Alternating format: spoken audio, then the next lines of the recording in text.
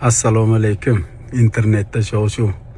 Xurshid To'rayevda 40 milliard qarzi bor ekan, 25 milliardini beribdi, 15 milliardini bermayotgan ekan. Bu gap sizga ham eshitilgan bo'lsa kerak.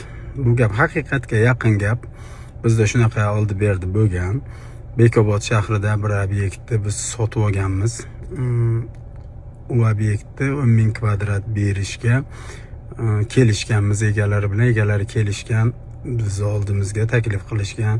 U yerda uy qurilishi to'xtab qolib 200 dan ortiq pul to'lagan, shu qurilishdan norozi insonlar bor ekan. Biz har bittasi bilan biz yigitlar uchrashib, pulni oladiganlarga pulni qaytarib bergan, bizni kompaniya bilan yangi kontrakt qilganlarga kontrakt qilishgan va bu ish 10 ming kvadratga kelishilgan joy. Yaqinda o'sha 2-3 marta uchrashuvlardan keyin bizga pul zarur, qarzimiz bor deb aytishganlardan keyin yer egalari biz qayta kelishganmiz. Bekobodda biz 20 milliardga olamiz deganmiz joyda. Ular yo'q deb, bo'lmasa ustlaringdan internetga chiqaramiz, yozamiz, u bu deyishgan. Undan keyin oxiri o'sha taftishga bir haligi chiqarishdi, video chiqarishdi. Men yaxshilik tarafdoriman, doim o'zim savob qilish uchun pul ishlayman deb yuraman. Tortishib yurmaslik uchun mayli deb 40 milliardga rozi bo'ldik. Faqat bitta o'rtada masala qolib ketibdi.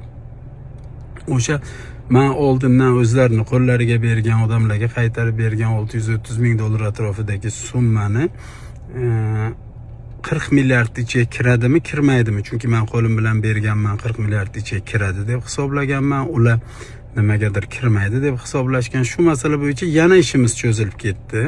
Bir oy muddatli do'g'rimiz buzildi. Yana boshqatdan kelishuv qildik. Oxirgi kelishuvimiz ham dekabrda yaqin oxirlariga kelib bo'ldi. Hozir u kishi bilan unaqa katta muammomiz yo'q. Bu internetga nima uchun shov-shuv kerak bilmadim. U kishini o'zlari bilan gaplashib turibmiz. Bugun ham gaplashdim. Kelishuvimiz oxiriga qarib yetib qolgan. Bu hamma joyda bo'ladigan narsa. Yilda yuzlab kontraktlar, kelishuvlar qilamiz. Kim bilandir sal noto'g'ri kelishamiz, kim tarafdan o'tadi, qaysi birida biz tarafdan o'tadi. Bu narsani internetga nima aloqasi borligini tushunmadim, to'g'risi. Lekin baribir ham O'zbekiston rivojlanishi uchun barchamiz bir bo'lib, birdam harakat qilishimiz kerak. Men ham O'zbekistonning farzandiman. Yozayotganlar ham, boshqalar ham hammamiz birlashsakkina o'zi oldimizga qo'ygan katta maqsadlarga erisha olamiz. Men o'sha hammadan minnatdorman. Salomat bo'linglar. Shu voqea qiziq bo'ladi deb o'ylamagandim. Mayli bir aytib qo'yay dedim. Rasmiy munosabat so'rashibdi. Men rasmiy munosabat nimaligini bilmayman, unaqa narsa qilmaganman. Men bloger emasman yoki kontent ham yuritmayman. O'zimning ishlarim bo'yicha ozgina bilganlarimni aytib yuraman, xolos. Yozib chiqqanlarga kelsak, xalq dardi, taftish kanallariga obuna bo'linglar.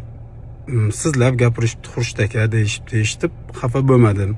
Ularga obuna bo'ling. O'sha bizni yuridik jamoa, o'g'lim ko'pchilik aytishyapti-da, u qilaylik, biz ham yozaylik. Nimani yozasan o'g'lim? 15 ming prosmotri bor kanal 850 ming prosmotriga chiqyapti. Ularning ishi shu, tirikchiligi shu. Shu bilan bizni ham yomonlagani yo'q. Bor haqiqatga yaqin, faqat o'zlari bilgancha bir tarafda eshitgan xulosalariga kelishgan. Bizni bir noo'rin ayblab chiqishgani yo'q. Xalq hamma narsani biladigan bo'lgan, xalq aqlli bo'lgan. Xalqda hozirgi zamonda aldab bo'lmaydi. Ular o'ylab bizni savdolarimizga ta'sir qilamiz, biznesimizga ta'sir qilamiz deb o'ylayotgan bo'lsa, biz makaron sotmaymiz, biz uy sotamiz. Uy sotishdan oldin odamlar juda ko'p o'ylab olishadi. Bu narsalarni bizni tashvishga soladigan darajada emas deb tushuntirdim va sizlarga ham tilab qo'yaman, shu xalq dardi va taftish kanallariga a'zo bo'linglar, like, podpiska bo'lsinglar. Bularni ham podpischiklari ko'payib, reklamalari ko'payib. Men ham shu yil reklamalarimni agar bir men bilan ishlashsa, bularga beraman. Ishlari yaxshi bo'lib, bola chaqalarini halol rizq bilan boqish ularga ham, bizga ham, hammamizga nasib qilsin.